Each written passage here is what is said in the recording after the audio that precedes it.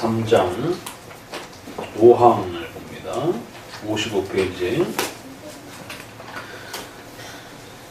3장 5항.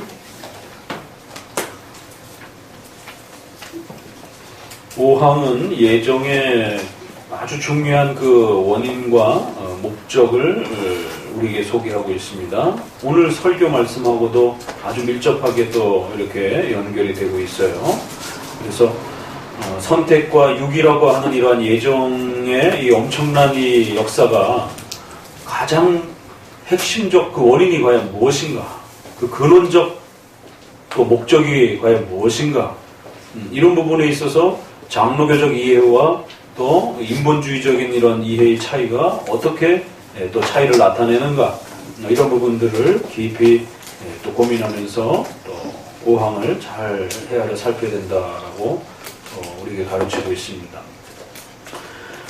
계속해서 말씀드리지만 3장의 하나님의 작정, 하나님의 뜻, 하나님의 의지, 이 부분이 이처럼 한 챕터를 가질 정도로 우리 장로교 신앙에 있어서 장로교 신앙의 실론 전체를 토대를 놓는 아주 중요한 그러한 교리요 또 개념이라는 사실을 명심하셔야 됩니다. 결국 이 하나님의 주권과 뜻에 대한 하나님의 의지와 하나님의 그 마음, 하나님의 원하심이라고 하는 이 궁극적인 신론의 이 가치들이 제대로 정립이 안 되면 왜? 라는 말을 자꾸 하게 돼요. 자기 인생과 관련해서, 역사와 관련해서 하나님 왜 이렇게 하시지? 거기에 대한 어떤 평가를 결국 불평적으로 보게 되는, 여전히 하나님이 누구신지 제대로 이해를 못하고 있는 이제 그러한 물음이 되는 겁니다. 그래서 칼빈주의자들은 늘 중요한 대답을 성경을 따라서 대답하지만 예정론도 그렇고 섭리론도 그렇고 종말론도 그렇고 어느 부분에 가서는 대답을 더 이상 할 수 없을 때는 그냥 하나님이 원하셨다라고 대답을 해요. 선택과 유기에 대한 그 원인과 대답도 결국 궁극적으로는 마지막에 가서 그걸 그렇게 하나님이 원하셨다라고 말하는 거예요. 하나님이 그렇게 뜻하셨다라고. 그 이상의 대답을 할 수가 없다라고 말하는 거예요. 그게 가장 최고의 원인이기 때문에 이 세상에는 그 이상을 넘어서는 원인을 말할 수 없다라는 거예요. 하나님이 아담과 하와를 왜 그렇게 창조하셨는가? 그거 하나님이 그렇게 원하셨다라는 거예요. 여성 입장에서는 남자와 여자를 동시적으로 창조하지 왜 남자의 갈비뼈에서 창조했는가? 그 하나님이 그렇게 원하셔서 창조하신, 하나님이 가장 좋은 방식으로 그렇게 창조하셨다라는 거예요. 그러니까 결국 궁극적으로 신론에 대한 이 부실함은 결국 여기로부터 시작이 돼요. 그래서 모든 우리의 삶의 원인과 또 방향과 우리 삶의 모든 내용들과 관련해서 이 신론의 하나님의 작정과 섭리와 하나님의 의지, 하나님의 뜻, 마음에 대한 이러한 하나님의 절대 주권적 하나님의 뜻, 계획, 목적, 이런 하나님의 신적 작정에 대한 올바른 신관이 잘 확립되면 확립이 될수록 성도들이 하나님에 대한, 신에 대한 바른 그 가치관과 인생관과 세계관이 잘 형성이 돼요. 근데 이게 부실하면 부실해질수록 끊임없이 인본주의적인 형태로 하나님을 바라보게 돼 있고, 그런 방식으로 바라보게 되면 모든 인생과 교회와 삶에 있어서 또 성경의 가르침에 있어서 왜냐라고 자꾸 따지게 돼요. 그러니까 욥기서는 궁극적으로 거기에 대해서 하나님이 설명할 이유가 없다라고 이렇게까지 답할 정도로 굉장히 무서운 답입니다. 인생들의 그 질문에 대해서 왜 하나님이 답하셔야 되느냐라고까지 아주 그 역설적으로 강력하게 대묻잖아요. 로마서에서도 하나님이 원하는 자에게 주고 원치 않는 자에게 안 준다는데 그건 다른 박질하는 인간의 인생의 어떤 걸음에 달려있는 게 아니라는 거예요. 그냥 하나님이 주고 싶은 자에게 주고 주고 싶지 않은 자에게 안 주시는 하나님의 고유한 의지와 뜻에 달려있는 문제다. 그러니까 이제 역설적으로 그거 불공평한 거 아니냐, 공평치 않는 거 아니냐 라고 자꾸 인생들은 묻게 된다는 거예요. 그래서 로마서에서 계속 반론하고 있는 게 그렇지 않다, 불공평한 게 아니다, 하나님이 불의한 게 아니다, 하나님이 주인이라는 사실을 놓치면 안 된다는 거예요. 그래서 3장의 이 신적 작정이라고 하는 이 부분의 챕터를 왜 그토록 우리 장로교도들이 이렇게 사랑하고 또 이걸 지켜내기 위해서 엄청난 수많은 희생과 대가를 지불하면서 고백해오고 지켜왔던 그 성경의 소중한 가르침이라는 거예요. 그래서 사도신조에서도 전능하신 하나님을 믿는 것이지 그냥 하나님을 믿는 게 아니에요. 개념이 달라진다라는 겁니다. 자, 예정과 유기에 대한 대상을 소개를 했고 5항에서는 그 대상을 구별하는 원인에 대해서 자꾸만 따져 물었기 때문에 또 그 원인을 인간 편에서 자꾸 생각하려고 했던 그러한 시도들이 계속 역사 속에 있었기 때문에 5항은 거기에 대해서 아주 분명한 쐐기를 박는 겁니다. 예정에 대한 원인과 목적은 인간에게 있는 게 아니라 하나님이 원하셔서, 하나님이 기뻐하셔서, 하나님이 뜻하셔서, 하나님이 계획하시고 의지하신 하나님의 뜻 속에서 결정된 거다라고 이렇게 아주 분명한 선을 긋습니다. 5항 같이 읽어봅니다. 인류 중에서 생명에 이르도록 예정된 자들을 세상의 기초가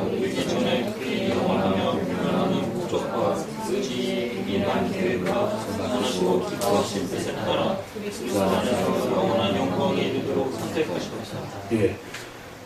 그 예정된 자들을 그렇게 구별하시는 그 원인과 목적은 어디로부터 형성됐다고요? 세상에 놓이기도 전에, 세상이 진행되고 나서 인류가 어떻게 살아가는지에 대한 그 결과에 따라서 움직여지는 게 아니라 세상이 놓이기도 전에, 창세 전에 그의 영원하고 불변하는, 형용사를 어떻게 꾸몄어요? 영원하고 불변하는 하나님의 뜻. 여기에 단어가 몇 개가 따라붙나 보세요. 목적, 의지, 또 그 의지를 형용적 표현을 해서 의지의 비밀한 계획, 선하시고 기뻐하시는 뜻. 형용사가 어떻게 따라붙었어요? 영원하고 불변하는 목적, 계획에는 의지의 비밀한 계획, 뜻에는 선하고 기뻐하시는 뜻. 3번이나 강조를 했어요. 비슷한 표현들을 하나님의 의지와 마음을 다양한 각도로 성경에서 표현하기 때문에 그 모든 부분들을 다 고려하면서 담으라고 목적, 계획, 뜻 이렇게 3개의 명사에다가 6개의 형용사를 붙여가지고 하나님이 원하신다라고 하는 하나님의 의지와 하나님의 뜻이 모든 역사의 기초요, 원인이요, 근본 원리다라고 하는, 이걸 이해를 못하면 창조에 대해서도 왜라고 묻게 되고요, 행위 언약에 대해서도 왜라고 묻게 되고요, 타락에 대해서도 왜라고 묻게 되고요, 성경 모든 것에 대해서 왜라고 묻게 되고, 여러분의 삶의 인생에 대해서도 왜라고 묻게 돼요. 그 왜라고 하는 것은 건전한 물음이 아니라 따지고 묻는 그러한 불평함에 대한 왜의 물음인 거죠. 왜 하나님이 이런 방식으로 하셨습니까? 좀 이런 방식으로 하셨으면 더 나았을 텐데. 이 사고가 전제가 깔려있는 물음이란 말이에요. 그래서 우리 장로교 목회자들은, 우리 성도들이 이러한 전능하신 하나님, 하나님의 절대 주권적 의지와 그 뜻을 가지신 그런 신, 그런 하나님을 이해하도록 끊임없이 가르치고 끊임없이 교육했던 거예요. 그래서 적어도 성경에서 말하는 하나님을 생각할 때는 항상 하나님의 절대적 의지와 뜻을 가지고 원하시는 모든 것을 행하실 수 있는 그런 하나님을 마음에 담고 살아가라. 원하시는 모든 것이더라. 그러면 여러분의 삶의 밝은 부분뿐만 아니라 어두운 면까지도 하나님이 다 원하신 그 작정의 토대로부터 시작이 되는 겁니다. 이걸 깨닫지 못하고 이해를 못하면은요, 그래서 저는 장로교의 이 교리와 가르침이 얼마나 위대하고 우리 인생을 살려주는 가르침이라는 걸 제 스스로가 저는 몸소 체험하고 깨달았어요. 그러니까 장로교의 가르침을 자꾸 교리적이라고 하면서 스콜라적이라고 그러고 실천적이지 않다라고 그러면서 자꾸 비판하는 이런 비판들은 잘못된 겁니다. 장로교의 교리가 뭔지를 이해를 못하는 거예요. 그 페이스북에 저도 그 글을 읽다가 동영상을 보다가 참 너무 속상해가지고, 홍정길 목사님이라 이름을 대야 돼요, 이런 분들은. 뭐 한국교회를 위해서 반성한다라고 그러면서 대형교회를 추구했던 그런 부분에 대해서 반성한다라고 그러면서 새로운 회개적 목소리를 낸다고 그러면서 교회는 개혁 이런 부분들을 외치면 안 된다라고. 교회는 성경 공부로 도망갔다라고. 한국교회가 성경 공부를 언제 제대로 해본 적이라도 있어요? 그러니까 교회가 진정 교회답기 위해서는 너무 성경 공부하는 대로 도망가면 안 되고 도피해가면 안 되고, 기독교는 야고보서에 있는 것처럼 실천적 종교인 것이지, 그래서 기독교는 성경 공부하는 데만 머물러 있어서는 안 되고, 무슨 의도인지는 알겠어요. 그러나 그런 식으로 말하면 안 되는 겁니다. 그러면 그 실천과 그 삶의 그 변화들이 어디서부터 시작이 되는 건데요? 그건 올바른 성경 공부와 올바른 교리에 대한 이해가 축적되지 않으면 절대로 인간은 안 바뀌는 존재입니다. 그렇게 행동하지 않는 존재예요. 그렇게 살라고만 역시 열심히 자꾸 책찍질하고 채근하면 안 되는 겁니다. 그렇게 살 수 있는 근본적 원리와 그 토대를 가르쳐 줘야만이 출발을 할 수 있는 거지. 그러면서 개혁 부르치지 말고 너무 성경 공부하는 대로 치우치면 안 된다라고. 한국교회는 그런 면에서 성경 공부하는 대로 도피해버렸다라고. 실천하지 않고 생활하지 않고, 한국교회가 야고보서를 따라서 그렇게 이웃을 사랑하고 자신을 먼저 쳐서 복종하면서 헌신하는 그런 기독교로 돌아올 때 기독교는 진정한 모습을 찾을 수 있다라고 하면서 뭐 원로에게 뭐 답을 찾다 그래갖고는 듣다가, 워낙 또 유명한 분이니까. 그러니까 참 이게 한국 기독교에 대한 그 기독교의 방향과 출발이, 개념을 이렇게 찾지를 못하고 있어요. 기독교가 뭔지 이해를 못하고 있어요. 기독교를 어떻게, 복음이 뭔지를 이렇게 제대로 설명해내지 못하는 거예요. 결국 복음을 들어야 성도들이, 인간은 살아나는 거란 말이에요. 또 성도들은 그 바른 교리의 토대 위에서 더 강력한 신앙으로 자라가게 돼 있는 거고, 어디 장로교 교리 가르침에 사랑을 실천해야 성도들의 신앙이 건강하게 자라간다라는 그런 방식이 어디 있어요? 그건 열매적 차원이고, 성례를 잘 집행해야 신앙이 강건하게 자라간다 이렇게 표현되어 있지. 그 강건하게 자라가는 힘으로 사랑을 실천할 수 있는 겁니다. 사랑을 실천해야 기독교가 건강해지는 게 아니라, 물론 사랑을 실천해야 됩니다. 그러나 그 열매를 맺기 위해서는 반드시 성경으로 바로 돌아와야 됩니다. 종교개혁자들이 오직 성경으로 돌아가자 그랬는데, 기독교 원로가 성경으로 돌아가면 안 된다라고, 성경 공부만 너무 하면 안 된다라고. 참 이 한국 교회를 어떻게 해야 되는 거야 이게 참. 이건 정말 피눈물 날 일이고 속상할 일이고, 한국 교회를 어디서부터 기초를 놔야 되고, 왜 한국 교회가 세상에 이렇게까지 뿌리채 망가져 있는가? 도대체 기독교가 뭔지도 모르고, 기독교의 복음이 무엇인지도 모르고, 기독교를 어떻게 구축해 가야 되는지도 방향도 못 잡고 있고. 그러니까 이런 부분에 총체적으로 한국교회가 한순간에 훅 넘어져 버리는지, 이러한 안타까움들을 보게 됩니다. 5항에는 바로 그런 많은 부분들의 원인들을 어디서부터 문제가 됐다고 지적해요. 결국 신관에 대한 부족함, 신관에 대한 곡해, 신관에 대한 인본주의적인 그러한 신관 형식으로의 변질, 여기에 원인이 있다라고 우리 선조들은 지적해내는 겁니다. 그래서 우리 구원, 여러분의 가정의 삶, 국가 역사 전체의 이 모든 역사가 어디로부터 우리의 신앙관이 구축되어야 된다고요? 절대 주권적인 하나님의 의지와 하나님의 마음과 하나님의 목적을 실행하시는 그러한 위대한 신으로서의 바른 신관을 확립할 때만이 기독교가 온전하게 바르게 구축될 수 있다는 거예요. 그래서 영원 불변한 목적 자체도 워낙 변형 형태로 말하는 사람들이 또 많으니까, 하나님의 목적을 따라서 우리가 살아야 된다. 그래 놓고 자기 욕심을 다 거기다 맞추는 거예요. 이렇게 할 수도 있어요.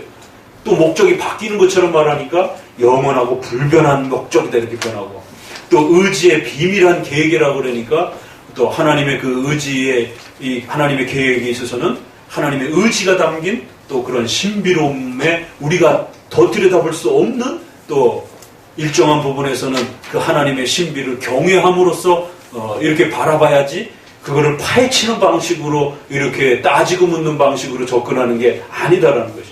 그러니까 그 단어 하나의 선택과 설명 하나의 문장 안에 많은 이야기들이 담겨 있는 겁니다. 그랬을 때의 그 하나님의 의지와 원하심은 여자로 태어나는 게 참 한국 사회에서는 불편하고 어렵고 억울할 수 있어요. 그렇지? 안 억울해? 지금은 조금 많이 바뀌었으니까 그렇지. 한국 사회에서는 참 여자로 살아가는 게 참 쉽진 않고 힘들어요. 가부장적 사회 구조를 갖고 있기 때문에. 그래도 하나님은 선하시고 기뻐하심 속에 우리 앞에 자매도 또 다람이도 토마토 자매도 우리 여기 있는 자매들 모두가 다 여자로 태어난 게 억울한 게 아니에요. 하나님의 가장 선하시고 기뻐하심 속에서 그렇게 여러분들을 한국이라고 하는 가부장적 나라의 여성으로서 살아갈 수 있도록 그렇게 하나님이 원하신 겁니다. 이게 깨달아지지 않으면 억울함을 어떻게 해소할 수가 없어요. 또 가난하고 못 배운 집안에 태어나고 좀 더 좋은 집안에 태어났다 그러면 그러면서 부모에 대한 그런 또 상대적인 또 원망감이라든가 결국 그러한 인생적 가치관이 잘못 형성이 되면 자기를 낳아준 부모에조차도 원망감을 실어내고 결국 폭력을 부모에게 행사하는 이런 정말 악독한 그런 행동들이 나온단 말이에요. 이걸 어떻게 뜯어고칠 수 있는가? 이건 강력한 신관만이 인간의 그 못된 본성의 악한 생각들을 뜯어고칠 수 있는 겁니다. 선하시고 기뻐하심 속에서 여러분들을 조금 가난한 가정에, 조금 부족한 가정에 하나님이 가장 선하고 기뻐하심 속에서 이 작정과 하나님의 뜻과 목적을 가르칠 때마다 가장 우리에게 알미니안주의자들이 공격했던 게 바로 폭력적인 하나님이라고 하는 불공평한 하나님이라고 하는 이런 식으로 늘 접근해왔기, 도전해왔기 때문에 웨스민스터는 하나님의 절대적 의지와 하나님의 작정을 배울 때에 결코 하나님이 폭력적이라든가 폭압적이지 않으신 분이다라는 것을 끊임없이 변호해왔던 겁니다. 이 작정과 하나님의 절대적인 주권을 통한 하나님의 의지와 원하심과 하나님의 뜻을 우리가 잘 이해하고 배워갈수록 우리는 가장 선하시고 기뻐하심 속에서 그 백성들을 하나님의 은혜와 복으로 그렇게 만들어주시고 그렇게 이끌어가시는 하나님의 원하심과 선하신 의지를 항상 신뢰하셔야 된다. 그래서 인생을 살아가다가 예기치 못한 아주 급격한 곤두박질 낭떠러지기로 여러분들이 떨어져서 눈물 젖은 인생의 빵을 먹을지라도 그 하나님이 원하셨습니다. 거기에 무서운 힘이 있는 겁니다. 하나님이 원하셔서 그러한 삶의 자리들을 그렇게 우리에게 펼쳐내 주신다라고. 그럼 이겨낼 수 있어요. 중환자실에 누워서도 이겨낼 수 있습니다. 이게 그렇게 어마어마한 힘을 주는 문장입니다. 이게. 그 다음 또 읽어봅니다. 이 선택은 그들 안에 있는 믿음이나 선행이나 믿고 구하시면 하시며 믿음과 구전 안에 있는 어떤 것들이 하나님을 얘기하는 조건이라고 얘기하는 것은 아니며 오직 그의 가혹한 은혜와 사랑으로부터 된 것이다. 그리고 이 모든 것은 그의 영광스러운 은혜를 찬송하게 하려 하십니다. 이렇게 소중한 가르침들을 역사 속에서 자꾸만 인간이 뭔가 선행이나 인간의 어떤 공로를 통해서 인간이 뭔가를 원하고 의지하고 뜻하고 그렇게 행동한 것으로부터 마치 결정되어지는 것처럼 자꾸만 그런 식으로 가르치고 그런 식으로 신관을 소개하는 이런 가르침들이 무수히 많이 있었다는 거예요. 아까 쐐기를 박는 겁니다. 그런 선행이나 이런 부분들을 미리 보시고 결정하는 것도 아니고 하나님을 움직이게 하는 어떤 그런 조건이나 원인이 역할이 되어서도 아닌 것이고 반드시 하나님의 은혜와 사랑 속에서 일어난 하나님의 원하심 속에서 하나님의 은혜를 베풀어주는 방식으로 그렇게 일어나는 것이다. 그리고 그 최종적 목적도 하나님 자신의 영광을 드러내고 그렇게 기뻐하시기 위해서 이 거대한 역사를 집행하시는 방식이지 결코 인간의 의지와 마음과 결단에 따라서 이 모든 역사가 그렇게 시작되어지고 진행되어져 가는 게 아니다라는 거예요. 그러니까 이 말을 들을 때마다 자꾸 알미니안주의자들이 그럼 우리는 아무것도 안 해도 되냐? 그러면은 뭐 그냥 저절로 그냥 뒷짐지고 있으면 그냥 역사는 그냥 저절로 알아서 굴러가느냐? 그러니까 궁극적인 그 힘과 원인을 말하는 것이지 인간의 책임의 무책임함을 우리가 여기서 말하는 게 아니에요.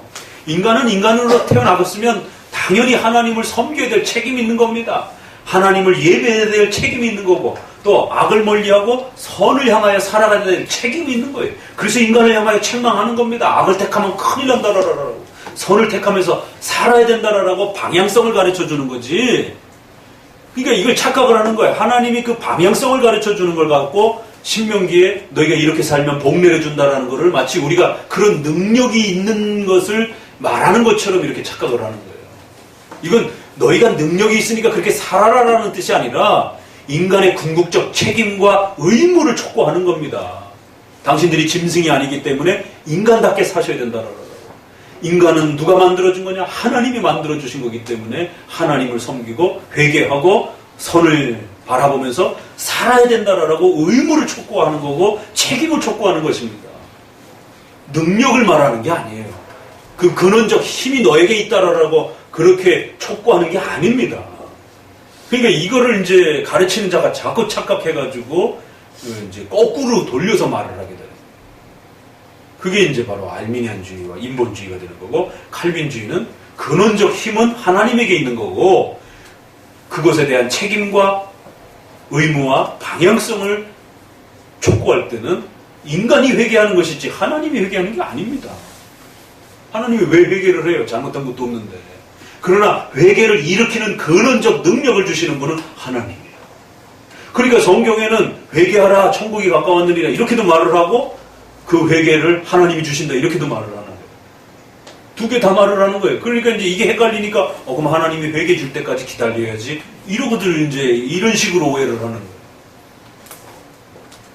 그게 아니라 지금 당장 회개를 해야 되는 겁니다.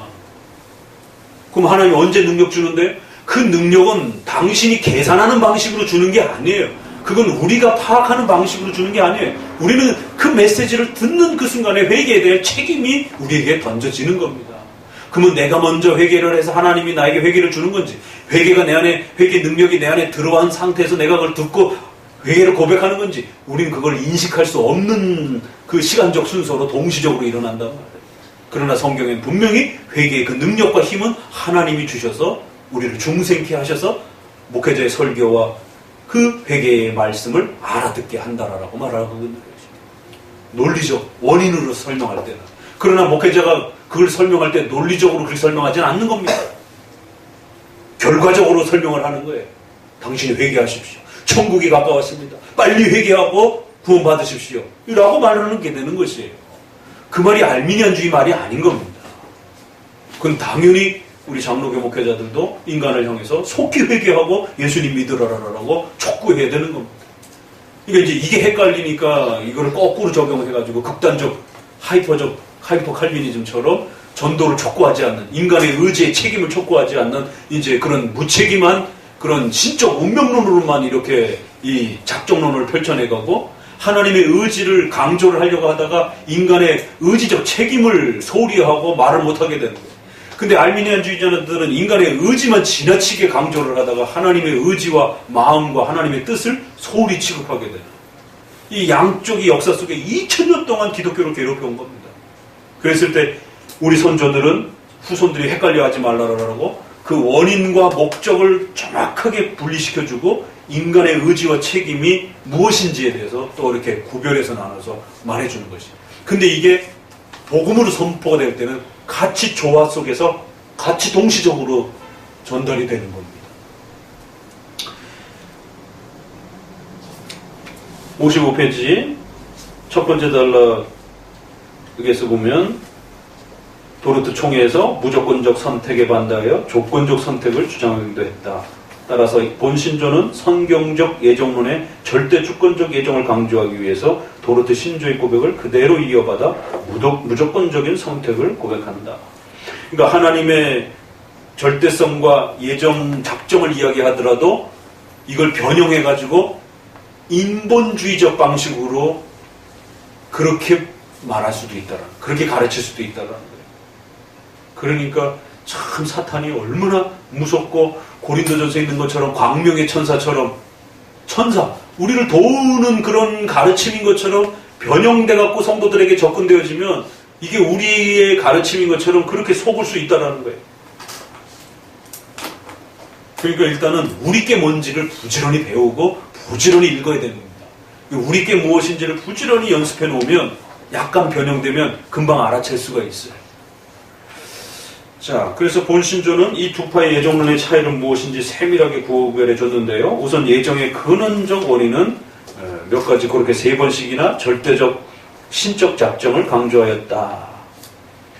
그리고 예정의 수단도 넷째 줄에 그리스도 안에서 이루어진 것이며 그 목적도 하나님 자신의 영광을 향하여 있음을 증거하고 있다. 보세요.